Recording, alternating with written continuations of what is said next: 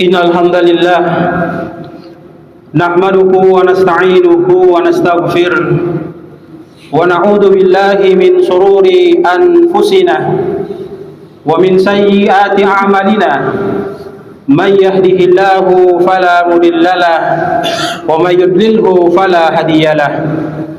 Asyhadu an la ilaha illallah wahdahu la syarikalah wa asyhadu anna Muhammadan abduhu wa rasuluhu la nabiyya ba'dah.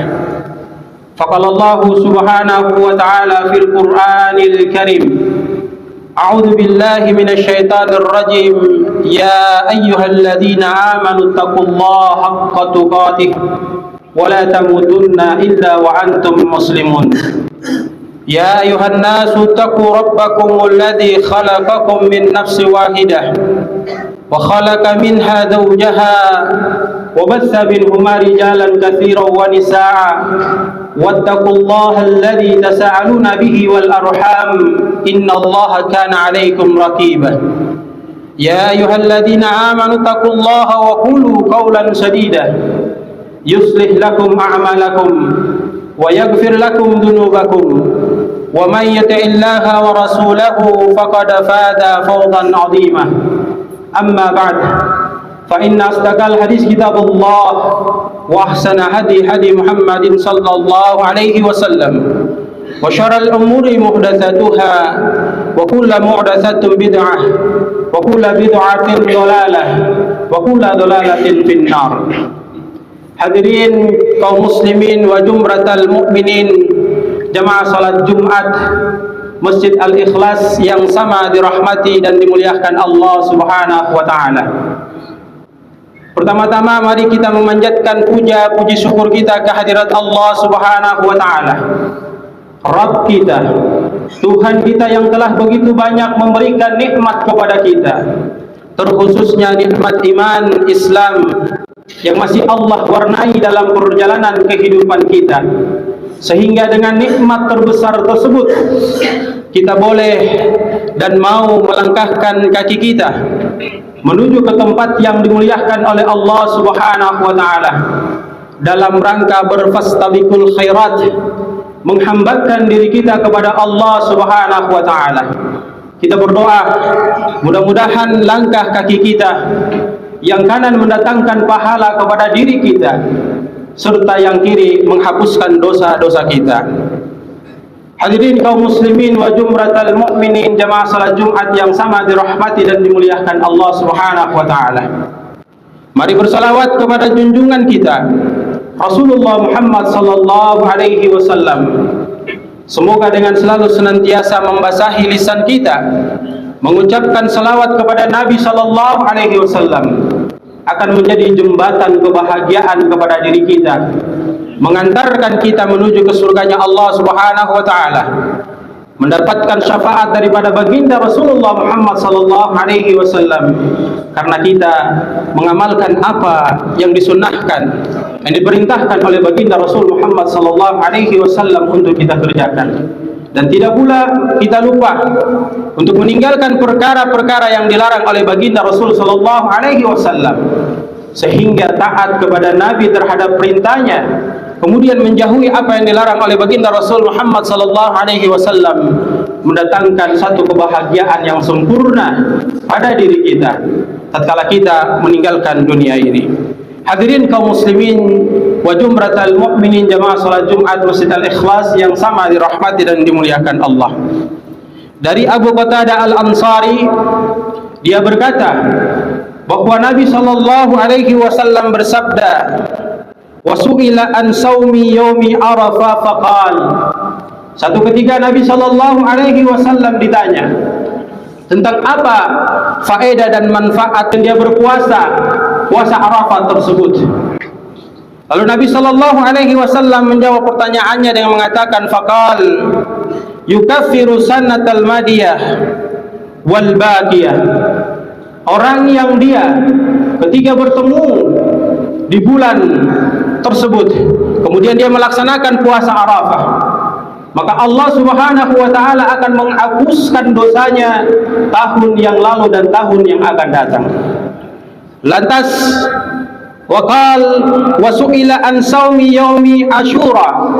Nabi sallallahu alaihi wasallam ditanya lagi, apa keistimewaan dari seseorang ya Rasulullah ketika dia menemui bulan Muharram, kemudian dia berada di bulan Muharram tersebut, lantas dia melaksanakan ibadah puasa di bulan yang ditentukan tersebut. Itu puasa yang sudah kita lakukan di tanggal 9 dan 10 Muharram, yang disebut dengan puasa Asyura. Faqal, maka Nabi sallallahu alaihi wasallam menginformasikan kepada penanya tersebut dengan mengatakan, yukafiru sanatal madiyah.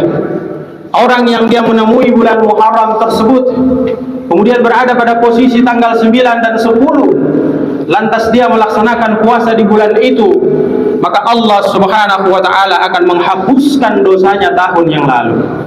Jamaah kaum muslimin wa jumratal mu'minin, jamaah salat Jumat yang sama dirahmati dan dimuliakan Allah subhanahu wa ta'ala.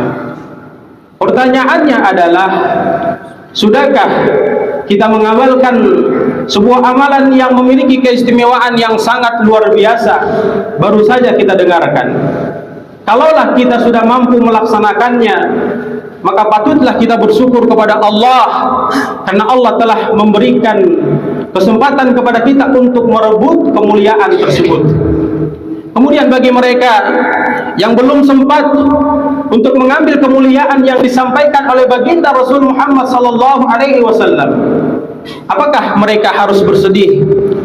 Apakah mereka harus merasa gundah gulana disebabkan karena tidak mampu melaksanakan sebuah amalan yang istimewa yang ditawarkan oleh baginda Rasulullah Muhammad sallallahu alaihi wasallam? Hadirin kaum muslimin wa jumratal mu'minin, jamaah salat Jumat yang sama dirahmati dan dimuliakan Allah. Kalaulah kita belum sempat untuk melaksanakan amalan istimewa yang tadi baru kita dengarkan, maka ada 3 amalan yang harus selalu senantiasa kita jaga, sehingga amalan ini akan mendatangkan kecintaan Allah kepada siapa saja di antara kita yang mampu melakukannya. Amalan apa jemaah yang sama dirahmati yang dimuliakan Allah? Rasulullah sallallahu alaihi wasallam memberikan pengetahuan kepada diri kita, siapa orang di antara kita yang mampu melakukan amal atau 3 perkara yang akan kita dengarkan, maka sesungguhnya orang tersebut akan dicintai oleh Allah subhanahu wa ta'ala. Amalan yang pertama jemaah yang sama dirahmati dan dimuliakan Allah, kita selalu senantiasa berusaha memaksa diri kita untuk melaksanakan ibadah solat dengan tepat waktunya. Sekali lagi, amalan yang pertama adalah kita harus berusaha memaksa diri kita untuk selalu senantiasa konsisten melaksanakan ibadah solat, khususnya solat 5 waktu tepat pada waktunya. Artinya apa jamaah yang sama dirahmati dan dimuliakan Allah? Ketika kita berada pada aktivitas kita, kemudian telinga kita ini mendengar komandan adzan yang diadzankan oleh muadzin, Allahu Akbar, Allahu Akbar. Mungkin di saat itu waktu zuhur, ataukah mungkin di saat itu waktu asar, ataukah mungkin di saat itu waktu maghrib, bahkan waktu isya. Kalau subuh kita semua berada di rumah, maka mungkin kita melaksanakan salat subuh di rumah.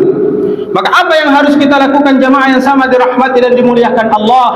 Tinggalkan semua pekerjaan kita. Kita gunakan kaki kita melangkah memenuhi panggilan Allah subhanahu wa ta'ala.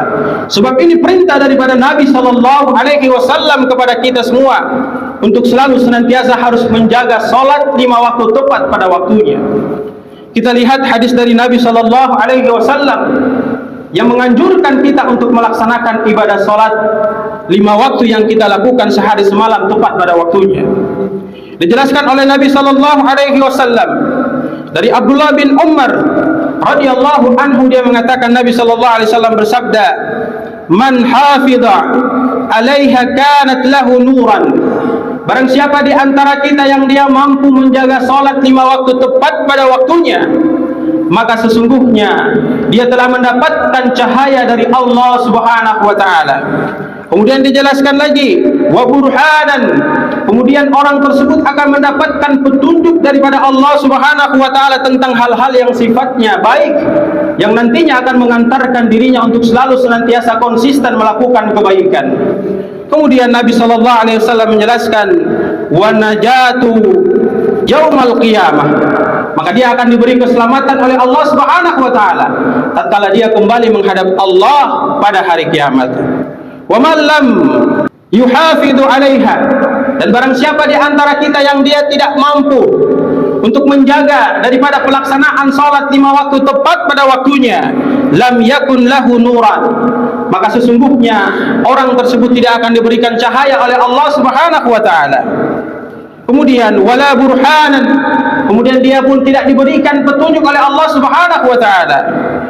Wala najatun, dan dia tidak akan diberikan keselamatan oleh Allah Subhanahu wa taala ketika dia kembali menghadap Allah pada hari kiamat nanti.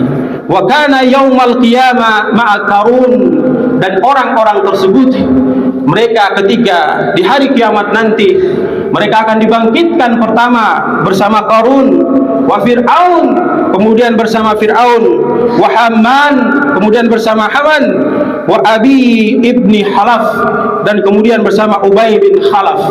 Keempat orang ini telah diceritakan dalam sejarah bahwa mereka adalah orang-orang yang nanti mendapatkan bombardir siksaan yang begitu berat daripada Allah Subhanahu wa taala kelak di akhirat. Maka hadirin yang sama dirahmati dan dimuliakan Allah Subhanahu wa taala, nasihat ini menjadi ibrah, pelajaran bagi diri kita untuk tidak menyia-nyiakan bahkan mengabaikan pelaksanaan salat 5 waktu tepat pada waktunya. Lalu yang kedua, jemaah yang sama dirahmati dan dimuliakan Allah Subhanahu wa taala, amalan yang nantinya mendatangkan kecintaan Allah pada seorang hamba ketika dia mampu melakukannya adalah berbakti kepada kedua orang tuanya. Hadirin kaum muslimin jemaah yang sama dirahmati dan dimuliakan Allah, begitu banyak kejadian fenomena-fenomena yang sangat memberikan ketidaknyamanan kepada diri kita semuanya. Begitu banyak orang-orang yang diberikan kemampuan oleh Allah, lantas ketika mereka mempunyai kemampuan, kemudian mereka melihat orang tua mereka yang sudah tua renta, tidak mereka gunakan kemampuannya mereka itu untuk mengurus kedua orang tua mereka. Bahkan ironisnya, mereka mengantarkan orang tuanya menuju ke pantai-pantai jompo. Mereka tidak mau memelihara atau memperhatikan kedua orang tuanya tersebut, oleh karena usia undur itu mengakibatkan mereka tersibukkan dengan kondisi kedua orang tua yang sudah tua renta.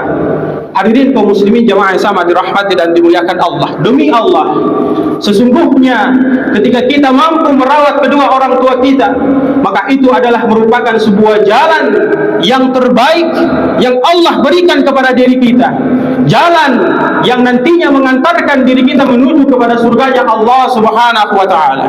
Satu ketika seorang pemuda datang menghadap Nabi sallallahu alaihi wasallam.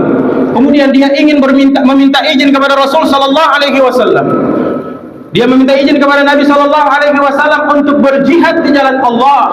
Pada saat itu ingin berperang bersama para sahabatnya Nabi sallallahu alaihi wasallam. Tapi apakah serta-merta Nabi mengiyakan permintaan sang pemuda tersebut? Ternyata dalam hadis ini dijelaskan, jemaah yang sama dirahmati dan dimuliakan Allah, laki-laki tersebut justru tidak diperintahkan Nabi untuk ikut bergabung kepada para sahabatnya dalam jihad fisabilillah. Namun hal yang Nabi tanyakan kepadanya, yang ini kita jadikan sebagai ibrah, pelajaran bagi diri kita. Nabi katakan kepada sang pemuda tersebut, apakah orang tuamu masih ada? Apakah ibumu masih ada? Kemudian sang pemuda itu menjawab, ya Rasulullah, ibu saya masih hidup. Maka Nabi SAW segera memerintahkan sang pemuda tersebut untuk kembali merawat ibunya. Dan Nabi katakan, disitulah letak surga untuk dirimu ketika engkau kelak di akhirat mau masuk ke dalam surganya Allah Subhanahu wa taala. Maka hadirin yang sama dirahmati dan dimuliakan Allah, jangan kita abaikan kesempatan emas ini untuk merawat kedua orang tua kita yang telah undur ketika berada bersama-sama kita. Apalagi kita diberikan kemampuan yang begitu banyak, fasilitas yang begitu hebat yang Allah sediakan dalam kehidupan kita. Maka gunakan fasilitas itu untuk menyenangkan kedua orang tua kita di masa tua mereka. Hal ini jemaah yang sama dirahmati dan dimuliakan Allah ditegaskan oleh Allah Subhanahu wa taala dalam Quran surat An-Nisa ayat 36. Allah memerintahkan kita untuk melakukan berbakti kepada kedua orang tua kita.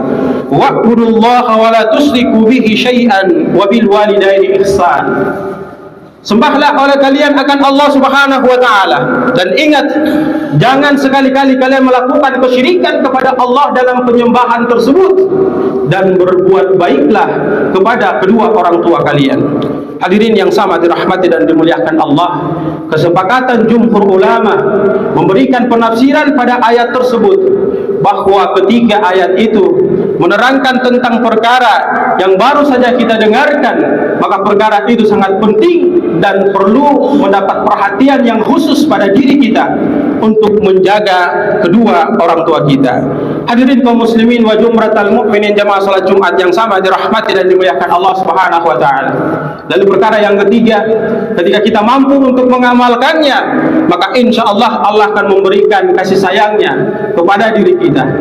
Dan ketahuilah bahwa sesungguhnya ketika Allah telah mencintai seorang hambanya, maka hamba itu akan mendapatkan keberkahan rahmat Allah yang sangat luar biasa. Di dunia Allah akan berikan dia kebahagiaan, di akhirat dia pun akan mendapatkan kebahagiaan yang jauh lebih sempurna dibandingkan kehidupan yang dia dapatkan di dunia ini, yaitu berjihad di jalan Allah Subhanahu wa taala.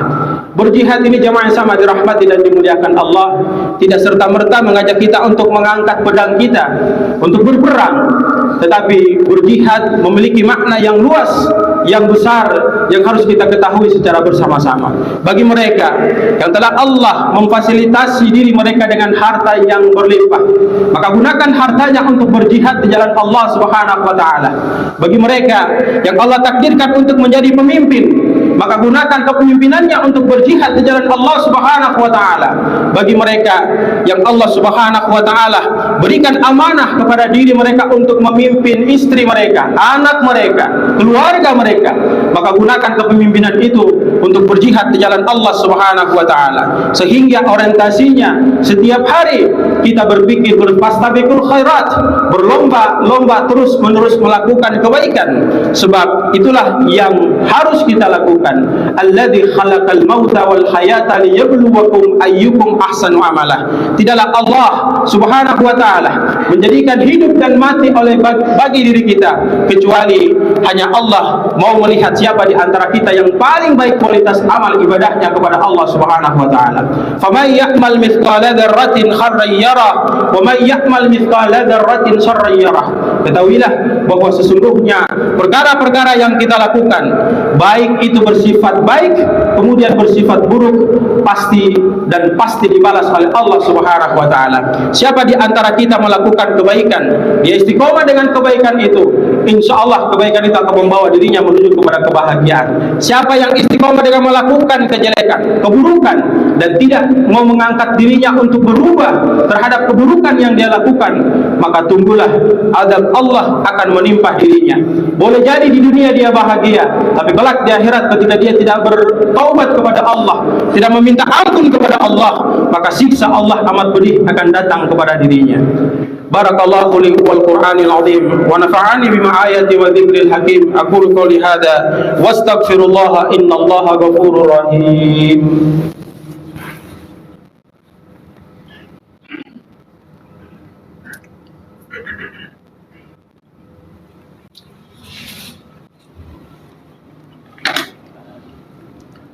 Alhamdulillah Rabbil Alamin alladhi anzala al-Qur'an hudan lin-nas wa bayyinatin minal huda wal furqan. Asyhadu an la ilaha illallah wahdahu la syarika lah wa asyhadu anna Muhammadan abduhu wa rasuluhu la nabiyya ba'dah.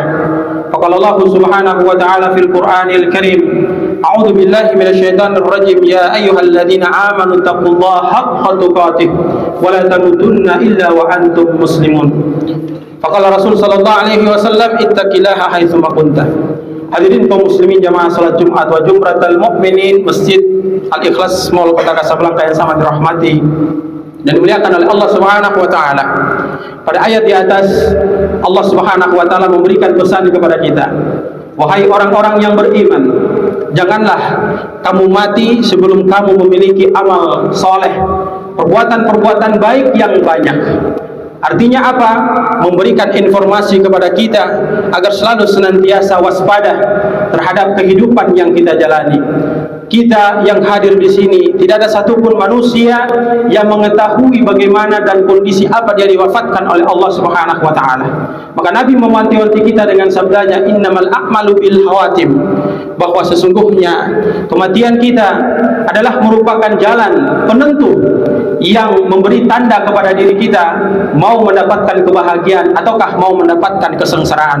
Maka perbaikilah amal ibadah kita setiap hari, terus berusaha melakukan kebaikan dan terus berusaha meninggalkan kemungkaran, kemaksiatan kepada Allah Subhanahu wa taala dengan berprinsip i'mali dunyaka ka'annaka ta'ishu abadan wa'mali akhiratika ka'annaka tamutu godan. Bekerja untuk duniamu seakan engkau hidup selamanya, tapi jangan lupa beramal untuk akhiratmu seakan esok engkau mengalami kematian. Innallaha wa malaikatahu yusalluna 'alan nabi ya ayyuhalladzina amanu sallu 'alaihi wa sallimu taslima. Allahumma ighfir lil muslimina wal muslimat wal mu'minina wal mu'minat al ahya'i minhum wal amwat innaka 'ala kulli syai'in qadir.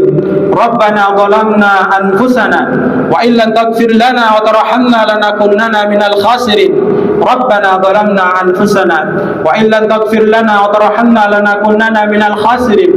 Rabbana zalamna anfusana wa illam taghfir lana wa tarhamna lanakunanna minal khasirin. Rabbana wa la tahmil alaina isran kama hamaltahu ala alladhina min qablina.